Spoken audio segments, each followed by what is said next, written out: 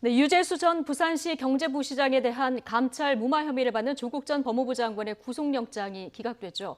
하지만 법원은 청와대 감찰을 중단시켰다는 직권남용 혐의는 소명된다고 밝혔는데요. 구속영장 기각 의미와 배경, 앞으로 검찰 수사 전망 해보겠습니다. 장윤미 변호사 그리고 승재현 형사정책연구원 연구위원 나오셨습니다. 안녕하십니까? 안녕하십니까? 네. 자, 혐의는 소명됐지만 구속영장은 기각이 됐습니다. 이 법원의 판단, 법 쪽에서는 지금 어떤 해석들이 나옵니까? 네, 사실상 한쪽 손을 들어준 게 아니라 무승부다라고 보는 게 이제 법률적으로 좀 맞는 것 같습니다. 예. 왜냐하면 이제 도주 우려랑 증거인멸의 우려에 대해서는 이제 인정을 하지 않으면서도 상당 부분 범죄 혐의가 이제 드러났다라고 이제 재판부가 판단을 예. 했거든요. 이게 영장 발부 단계에서 사실 법원이 어떤 범죄 소명에 대해서 상당히 구체적으로 설시하는 것은 조금 이례적이기도 합니다. 예, 그런 부분에 있어서 어쨌든 한편으로는 검찰이 유죄 입증에 있어서 수사를 이제 잘 마무리했다라고 판단할 수 있는 부분을 남겼고, 다만 조국 전 장관 부인이 이미 구속돼서 이제 기소된 점, 그리고 어떤 지위나 주거가 안정하다는 점으로 인해 가지고 이제 구속의 필요성을 법원이 인정하지 않았기 때문에 일단은 검찰이 신병 확보에는 실패했기 때문에 제동이 걸린 건 맞지만 유죄를 상당 부분 법원이 1단계에서 인정한 부분은 검찰로서도 반기는 부분이라고 판단됩니다. 그렇군요. 그런데 여러 가지 이제 기각 사유를 밝히면서도 구속할 정도로 범죄의 중대성을 인정하기 어렵다. 이 표현도 있거든요. 그렇습니다. 그러니까 범죄의 재질이 안 좋다라고 이제 공보 문구에 들어가 있는 점이 또 논란이 되기도 했었는데 사실상 법치주의를 훼손했다. 그리고 공정성을 저해하는 행위로 이제 보인다라고 재판부가 본 점은 사실상 조국 전 수석에게 상당히 부담으로 이제 안기게 될 부분인 것 같습니다. 하지만 이제 검찰이 계속해서 주장했던 신병 확보의 필요성에 대해서는 법원이 결국 그 부분을 인정해주지 않음으로써 이 부분에 대해서는 계속 좀 살펴봐야 될 것 같습니다. 예, 좀 구속영장 기각 발부가 뭐 유무죄의 판단을 내리는 건 아닌 상황입니다만은 이 표현을 보면은 직권남용, 법치주의 후퇴, 국가기능의 공정한 행사 저해 이런 표현들이 좀 들어 있거든요.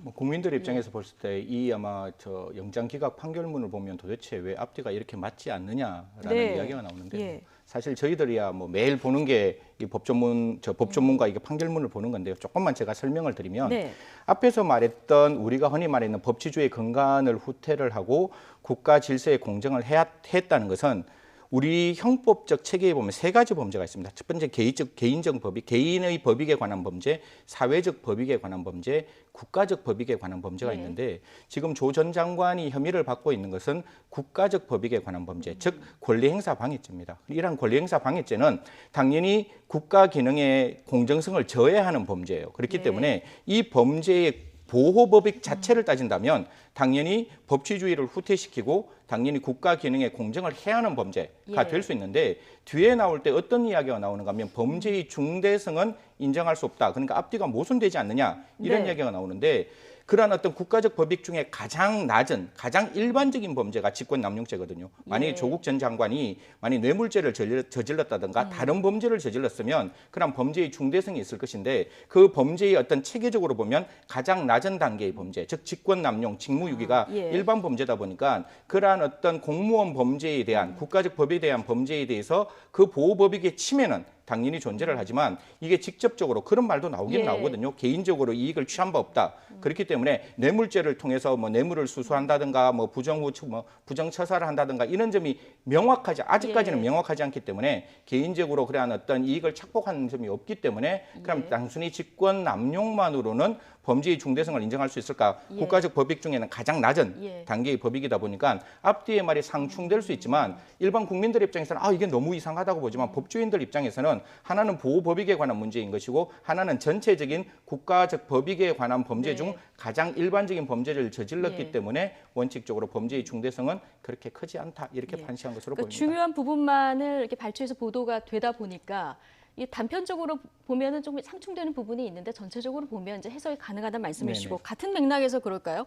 어제 죄질이 좋지 않다 이 표현이 들어있느냐 마냐가지고 하루 종일 논란이었어요. 그렇습니다. 왜냐하면 죄질이 좋지 않다라고 하면 범죄도 자동적으로 중대하다고 봐야 되는 거 아니냐. 예. 죄질이 좋지 않음으로 인해서 구속의 필요성 또한 높아지는 거 아니냐. 왜 이제 법원이 이렇게 모순되게 표현을 했느냐라고 하는 부분이 상당히 좀 공격 포인트가 됐는데 네. 이제 말씀 주신 것처럼 사실 이 보호법익이라는 부분에 있어서 이제 법원도 설치를 했습니다. 이제 조국 전 수석이 본인의 개인적인 이익을 편취하려고 이 예. 범행에 이른 게 아니다. 그렇기 때문에 이제 국가의 어떤 공공 질서를 해했다는 점에서는 죄질이 좋지 않다라고 볼 수 있지만 결과적으로 이 범죄 자체가 중대하고 구속할 정도로 굉장히 어쨌든 그 형이 높은 범죄이냐 이 부분에 네. 대해서는 법원이 사실상 판단을 그렇게 내리지는 않은 걸로 보입니다. 예. 자, 조국 전 장관은 정무적 판단이 고려 요소였다. 어제 이런 얘기를 또 했습니다. 근데 이 직무에 있어서 어디까지가 그 범위인가 이 부분을 증명이 참 어려운 부분이 있어서요. 직권남용죄에 대해서 사실 뭐 지금 저희들이 이제 직권남용죄를 바라볼 때 이게 좀 문제가 있다라고 이야기를 하고 있지만 사실 이 정권 전에 이제 직권남용죄 갖고 현 정권이 이제 국정농단이라고 그래서 무차별적으로 어떤 처벌을 할 때 그때도 저는 이런 얘기를 해서 혹시나 뭐 누가 되지 않을까 싶은 생각은 했지만 직권남용죄라는 건 아까 조금 말씀드렸다시피 일반 조항이거든요. 그러니까 네. 민법에서 신의성실로 도피를 한다든가 형법에서 직권남용 특히 공무원 범죄 직권남용으로 많이 가버리면 공무원들이나 일반인들이 어떠한 행동을 했을 때 너무나 큰 제약을 받을 수 있습니다. 특히 일국의 민정수석이라는 자리가 갖고 있는 직이라는 건 얼마나 넓을 수 있겠습니까? 예. 특히 청와대라는 곳은 왕명을 출납하는 장소인 거거든요. 그런 어떤 대통령이 명을 받고 명을 받드는 장소에 살 수 있는 직이라는 게 얼마나 넓을 것인데 그 넓은 직뿐만 아니라 남용이라는 개념도 네. 직이 넓으면 넓을수록 할 수 있는 일이 굉장히 넓을 건데 그걸 남용으로 가면 사실 그 직을 가지는 사람은 매번 이런 고초를 겪을 수밖에 없는 상황이 나오기 때문에 제가 봐서 직권남용 굉장히 엄혹하고 굉장히 세밀하게 다른 죄가 정말 안 될 때 도저히 이 사람 행동이 국가의 어떤 법치의 근간을 흔들고 국가의 공정을 해해서 도저히 용서할 수 없을 때 한해서 직권남용을 갖고 들어와야지. 신중하게 접근해야지. 접근해야 이런 되는 상황에서 부분입니다. 예. 무차별적으로 가다 보니 지금 같은 상황에서도 여전히 직권남용이 지금 또 하나의 어떤 발목으로 지금 다가오고 있는 것으로 예. 보입니다. 사실 지금 말씀하셨듯이 우병우 전 민정수석 이게 직무 범위에 들어있느냐 마느냐 그 영장을 발부받을 때 3번 걸리지 않았습니까? 그렇습니다. 예. 그래서 지금 형평성 얘기를 많이 이제 거론을 예. 하는데 이게 조국 전 수석 같은 경우에 사실상 범죄 그 무게가 더한 거 아니냐. 우병우 전 수석 같은 경우에는 직무 유기였는데 지금은 이제 직권 남용이니까 더 적극적인 행위가 있었던 거 아니냐라고 이제 많이들 얘기를 하시는데 네. 그러니까 대통령 비서실 직제와 관련된 법령을 보면 이 민정수석실이라는 곳에서는 감찰 기능이 있지만 사실상 더 뻗쳐나가서 수사를 하고 뭐 기소를 할 수 있는 기능 자체가 없습니다. 그래서 어느 순간에는 감찰을 당연히 중단을 했어야 됐고 이 금융위에 이제 통보를 함으로써 사표를 받았다는 거거든요. 예. 이걸 그렇다면 직권남용에 범죄에 이르렀다고까지 보아야 하는지 이 부분에 대해서는 상당히 좀 의문이 많이 제기되는 부분이 있고 우병우 전 수석 같은 경우에도 처음에 영장이 바로 발부가 됐던 게 아닙니다. 그러니까 직무유기나 직권남용 혐의로 영장이 청구됐을 때 법원이 계속 기각을 했고요. 마지막 3차례의 영장이 발부됐을 때는 범죄 혐의가 추가로 더 더해진 게 있었습니다. 그 부분이 어떤 거냐면 이석기 전 검찰 반원에 대해서 국정원을 이용해가지고 이제 뒷조사를 예. 했다라는 부분이 네. 이제 받아들여져가지고 다른 혐의가 추가됨으로 인해서 영장이 발부됐기 때문에 네. 이 형평성을 바로 기계적으로 좀 논하기는 좀 어려운 것 같습니다. 그렇군요. 자, 조국 전 장관의 경우 이 유재수 비위권을 얼마나 깊숙이 알았느냐. 그리고 누군가에게 구명 청탁이 있었고 이게 영향력을 행사했느냐. 이 부분이 이제 쟁점 아니겠습니까? 그런데 조국 전 장관이 청탁 전화가 있었다. 이 부분은 또 인정을 했어요. 사실 이제 이 부분이 이제 조금 이제 결들이 굉장히 많이 예. 바뀌고 복잡하게 가는데 딱 한 가지 정확하게 저희가 언론을 통해서 그다음 법조 관계자의 어떤 진술을 통해서 종합적으로 고려하면 분명히 전화가 왔는 거는 맞습니다. 그러니까 그 전화가 조국 전 장관한테 갔는 전 수석에게 갔는지 누가 아니면 받았는지 모르지만 그렇지만 전화는 있었다. 분명히 존재를 예. 했고 조국 전 장관도 이런 이야기를 영장실질심사에서 했다라고 어제 모 언론에서 확인을 해줬는데요. 예. 어떤 내용인가 하면 정권 초기에 고위공직자의 비리가 알려지면 정권에 부담이 된다. 라는 이야기를 들었다. 그리고 이러한 전화들이 정무적 판단의 고려 요소로 되었느냐. 그러니까 고려 요소가 약간 이중부정의 어떤 단어를 제가 직접 듣지는 못했지만 이중부정의 단어 입장으로 그것이 고려될 수는 있었다라는 이야기를 하는 걸 보면 분명히 외부적 정황에서 이러한 이야기를 했던 부분은 분명히 존재를 합니다. 다만 제가 말씀드리고 싶은 것은 일국의 민정수석의 자리가 굉장히 엄중한 자리인데 그쪽에 전화해 있는 사람들을 더 높게 바라보는 건 아닌 것 같아요. 그러니까 그 사람이 조국 전 장관에게 어떤 전 수석에 어떤 이야기를 하고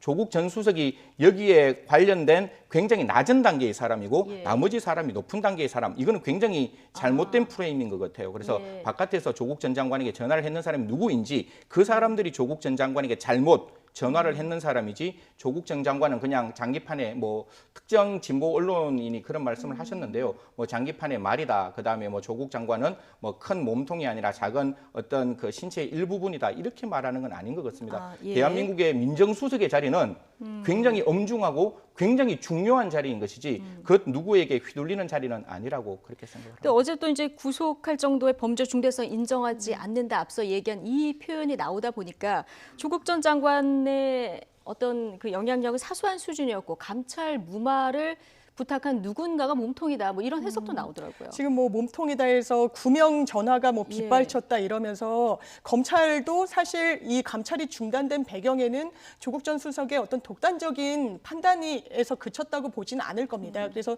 수사의 방향성은 아마 더 그 위로 이제 진행이 될 가능성도 있는데 사실상 그 실체를 밝혀낼 수 있을지는 한번 봐야 되고 이 전화를 걸었다는 것 자체를 검찰이 상당히 중시하는 거는 이 직권남용에 이르게 된 어떤 그 경위, 배경을 설명하는 데 있어서 이걸 좀 주요하게 바라보고 있는 것 같습니다. 그런데 지금 조국 전 장관, 박형철 비서관, 민정우 그 백원우 민정비서관 다 지금 진술이 전화와 관련해서 달라요. 네, 살짝 엇갈리고 있는데 조국 전 수석은 3인 회의, 그러니까 이제 본인들이 이 감찰을 중단하기로 했었고 그 어떤 합의의 과정을 거쳐서 됐다.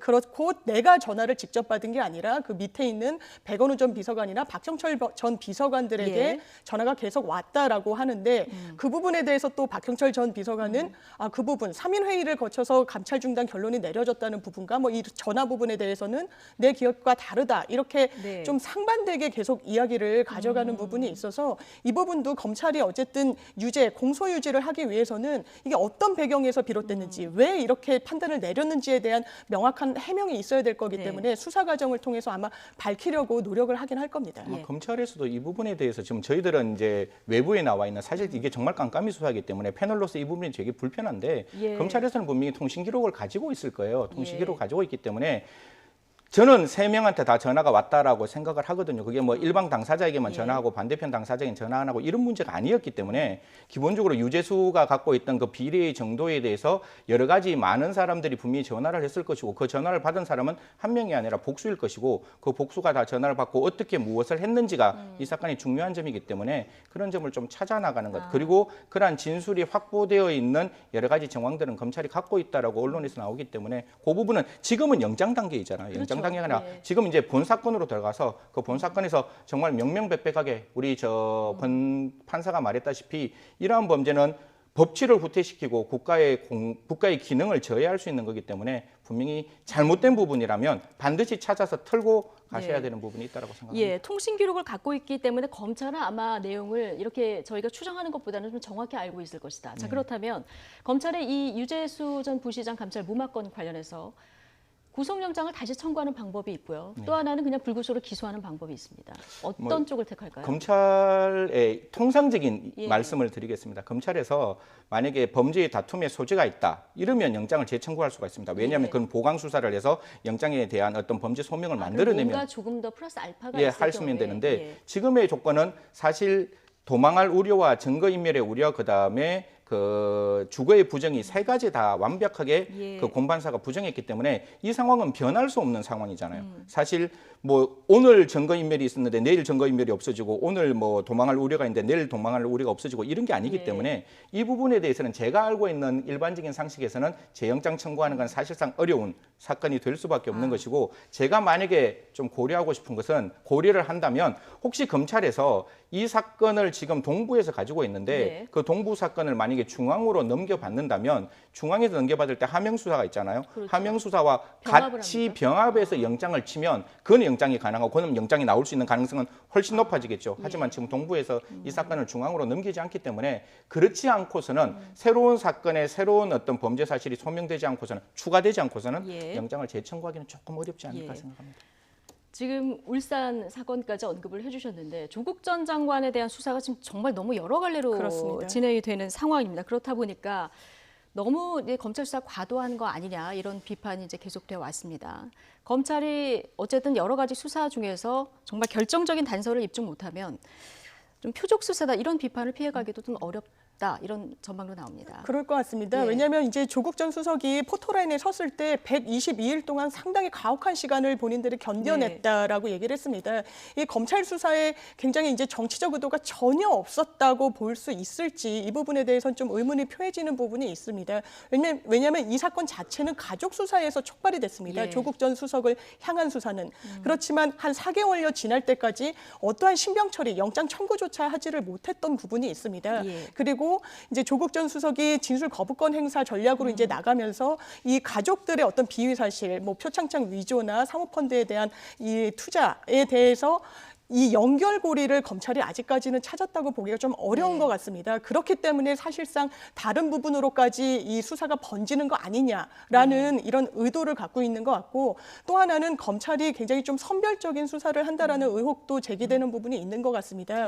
왜냐하면 자유한국당과 이제 민주당 같이 이제 패스트트랙 수사를 사실상 총선 전국 이전까지 마무리 짓겠다고 윤석열 전 총장이 이제 공언했던 바도 있었는데 국회에 출석해서 사실상 면죄부를 주는 거 아니냐라고 이제 민주당 측에서 볼멘 소리가 나올 정도로 수사를 진행하고 있지 않은 점 이런 부분에 대해서는 사실 검찰이 선별 수사가 아니고 정치적 수사가 아니라는 점을 보여주기 위해서는 뭔가 이제 형평성을 고려해야 될 이제 상황에 오지 않았나 이런 생각은 듭니다. 다른 수사와 형평성 때문에 이런 비판이 나올 수 있다 얘기를 해주셨는데 일단 일가 수사는 넉 달 정도 진행이 됐는데 다음 주쯤이면 이제 불구속으로 기소할 방침이다 이런 보도는 나오고 있습니다. 뭐 사실 뭐 그게 이제 금요일이냐 30일이냐 이제 월요일이냐 이런 문제인데요. 사실 조국 일가에 관련된 사건에 대해서는 아마 특수 2부에서 어느 정도 그러니까 지금은 이제 반부패 수사 2부로 바뀌었죠.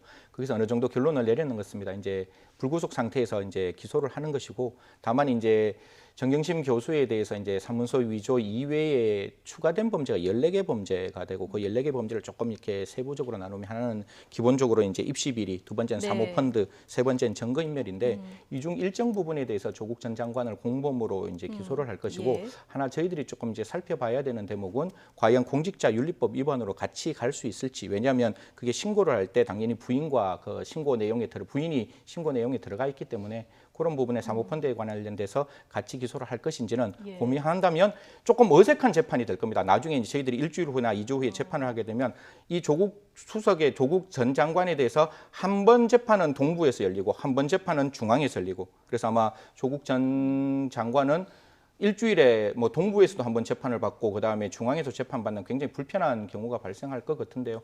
법원에서 그걸 과연 같이 합쳐서 재판을 진행할지 아니면 이걸 또 따로 재판을 진행할지 만약에 재판을 진행한다면 지금 저희들이 공소장 변경에 어떤 논란이 되었던 그 재판부 송 부장판사에게 같이 병합을 할지 이런 건 좀 저희들이 살펴봐야 될 것 같습니다. 그러니까 청문회 날 정경심 교수 기소하면서 검찰 수사가 또 무리했다 이런 비판이 있었고요. 그 이후에 이제 공소장 변경하려고 하다가 이제 법원에서 또 허락을 안 하는 이런 일이 있기도 했는데 어쨌든 지금 넉 달여 지났고요. 이제 불구속 기소가 되면 공소장이 있을 테고요. 이건 어떤 경로로든 이제 내용이 알려지게 됩니다. 그럼 지금 의혹만 굉장히 난무하는 상태인데 이게 좀 정리가 될까요? 그럴 것 같습니다. 지금도 세 갈래로 지금 범죄 수사가 진행되고 있습니다. 가족 비위 수사, 유재수 감찰 무마 사건, 그리고 김기현 전 울산시장에 대한 그 첩보 이첩과 관련한 선거 개입건. 이 부분이 지금 모두 의혹이 난무하고 정확한 사실관계가 드러나지 않는 부분이 있습니다.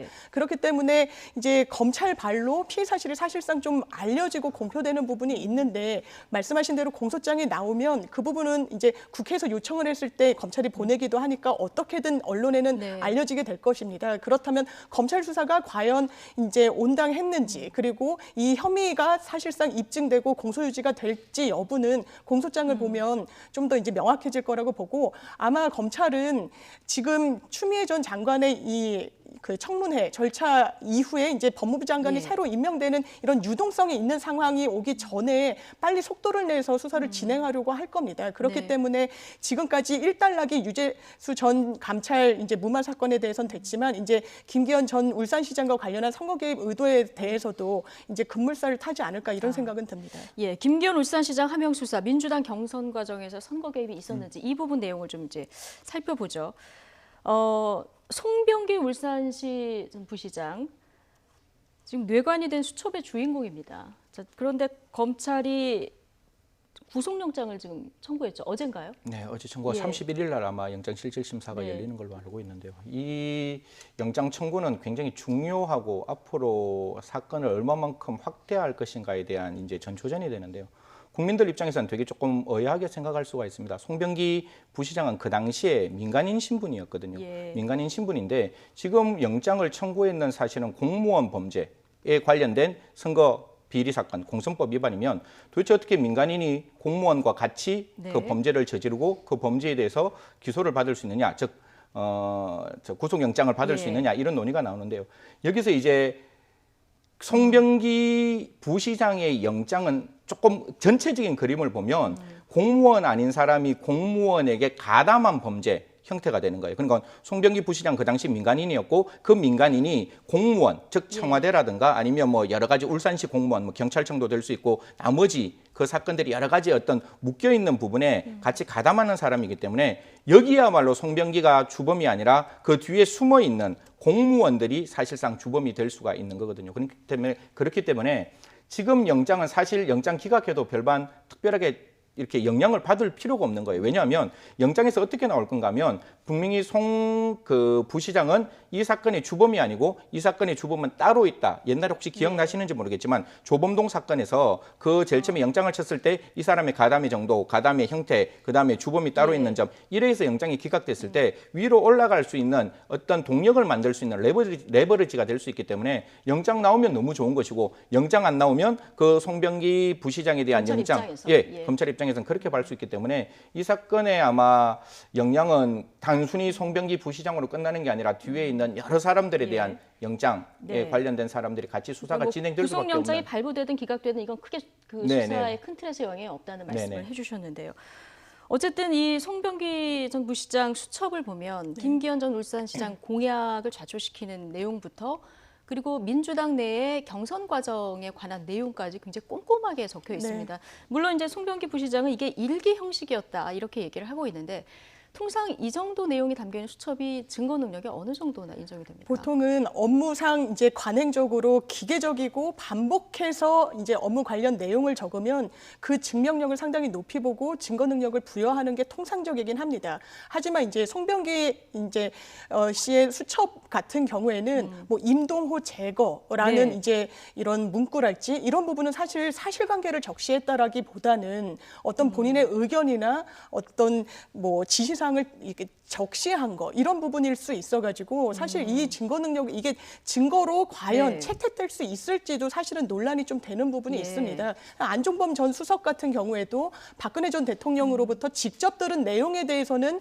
이게 증거 능력이 인정됐었지만 사실상 박근혜 전 대통령이 다른 재벌들과의 회동 결과를 이게 전원 형식으로 전한 경우에는 이게 전문 증거라고 해가지고 이 당사자 이 말을 한 실제 당사자를 법정에 증언대에 세워서 현출시키지 않으면 증거 능력을 부여할 수가 없습니다. 그렇다면 이 수첩 자체로 수첩이라는 이유만으로 증거 능력이 있다라고 보기는 어렵고 그 안에 담긴 내용이 과연 업무와 관련해서 지시사항을 적은 것인지 아니면 본인의 의견까지도 적시된 것인지 이 부분이 아마 엄밀하게 가려져야 될 이 것입니다. 부분을 이제 검찰이 어떻게 입증해내느냐 그렇습니다. 이 부분이 관건이겠군요. 그래서 이제 지금 이 검찰에서는 이 수첩에 대해서도 이 수첩 자체의 증거 능력을 판단하는 게 아니라 수첩에 적혀 있는 내용이 사실인지를 확인하는 과정 속에서 사실인 부분이 좀 드러났기 때문에 수첩 자체에 대한 증거 능력의 문제가 아니라 수첩에 적혀 있는 내용들이 과연 맞느냐 틀리느냐 만약에 어느 정도 맞아 들어간다면 정황 정보로서의 어떤 역할을 하지 않을까 그렇게 생각을 합니다. 일단 뭐 송병기 부시장의 신병 확보보다는 이 영장에 구속영장에 적시돼 있는 뭐 청와대 관계자들이나 경찰청 관계자들 이름이 있기 때문에 검찰 수사가 어떻게 이 과정에서 이제 입증해 나가느냐 이 부분이 관건이 될 것 같고요. 그리고 지금 그 울산시 김기현 전 시장 쪽의 하명수사 의혹 말고 지금 임동호 전 더불어민주당 최고위원의 그 선거 개입, 그러니까 경선에서 출마를 포기하는 대가로 무언가 자리를 이렇게 요청을 받았는지 이 부분이 검찰이 좀 들여다보고 있는 이런 부분인데요. 자, 그런데 이제 잠시 뒤면은 아마 오늘 임동호 전 최고위원이 오사카로 갔잖아요. 배 타고 가서 도피성 아니냐 이런 의혹이 또 나오기도 했는데 네. 바로 또 배 타고 들어오네요. 잠시 뒤면 들어올 것 같다 이런 현장에서 소식은 들어옵니다. 네, 아무래도 들어올 수밖에 없을 겁니다. 본인의 해명에 의하더라도 원래 예전부터 예정돼 있었던 일정을 소화하러 간 거기 때문에 본인도 오히려 들어오지 않으면 상당히 좀 이제 검찰로부터 이제 신병 확보 정말 체포영장이 발부될 수도 있기 때문에 이런 선택을 하긴 어려울 걸로 보이고 또 임동호 씨 자체가 본인이 대가성으로 직을 먼저 요청받았다라고 하지 않고 이 자기가 이제 계속 낙마를 하고 하니 사담을 나누는 과정 중에 이제 86세대와의 어떤 그런 그 모임에서 오사카 자리 얘기가 오갔다 뭐 요 정도기 때문에 지금까지 이게 정말 선거 개입을 위해서 대가를 이제 오사카 영사직이라는 자리를 주면서까지 낙마시키려고 했는지 그렇다면 이 사실관계가 임동호 씨는 본인이 먼저 요청했다라고도 얘기하고 있기 때문에 이게 과연 그 당시에 그 청와대 측에서 먼저 제안이 갔는지 이 부분 시시비비 상당히 가려져야 될 걸로 보입니다. 그리고 임동호 사건은 사실 저희들이 좀 오해를 하고 있는 부분이 있는데 이게 공직선거법은 사실 아까 그 공무원 선거 개입은 10년으로 그게 그러니까 국정원 사건 때문에 10년으로 늘어났고 나머지는 다 6개월이에요. 그래서 이미 뭐 예를 들어서 그 직을 약간 절대로 해서는 안 되는 일이지만 직에 대한 나름대로의 어떤 논의가 진행되었다 할지라도 이건 공소시효가 완성된 거기 때문에 이 부분에 대해서 공직선거법으로 기소를 할 수는 없기 때문에 그런 부분들은 아마 검찰에서 다른 부분으로 좀 살펴보지 않을까 그렇게 생각을 합니다. 참고인 신분이잖아요, 지금까지는. 네네. 근데 지난 24일 자택 압수수색이 있었단 말이죠. 자, 이 부분이 궁금하고 압수수색 영장에 한병도 전 정무수석 이름 들어가 있고요. 송철호 시장, 송병기 전 부시장 3명이 다 그 공직선거법 위반 혐의로 피해자로 적시가 돼 있거든요. 이게 이제 뭐 또 검찰 이야기를 조금 드려야 되는데 사실 이게 원래 피의자는 따로 있을 거예요. 피의자는 아까 방금 말씀드렸던 그 세 분이 뭐 될 수도 있고 안 될 수도 있는데 그분이 된다면 물론 이제 검찰이 나왔는 거고 그 검찰의 그 세 분의 수사를 하면서 그 세 분 수사의 기록이 만약에 증거물이 임동호 전 최고위원에게 있다면 참고인이라 할지라도 그 장소가 압수수색 영장이 집행 장소는 될 수가 있는 거죠. 그렇기 때문에 임동호 전 최고위원이 지금까지는 참고인이고 그 참고인인 과정 속에서 다른 사람들의 범죄 혐의를 찾기 위한 압수수색의 장소로 임동호 전 최고위원 자리가 되었다. 그렇게 볼 수 있는데 좀 조심스러운 말씀이지만 만약에 아까 직에 관계된 논의가 나오잖아요. 그럼 공직선거법은 6개월이라서 공소시효가 완성되었지만 지금 나와 있는 뭐 단독 기사들을 좀 종합해서 본다면 자기는 직접 받지 않았지만 뭐 자기의 동생이나 아니면 주위 사람들이 자리를 제공받았다는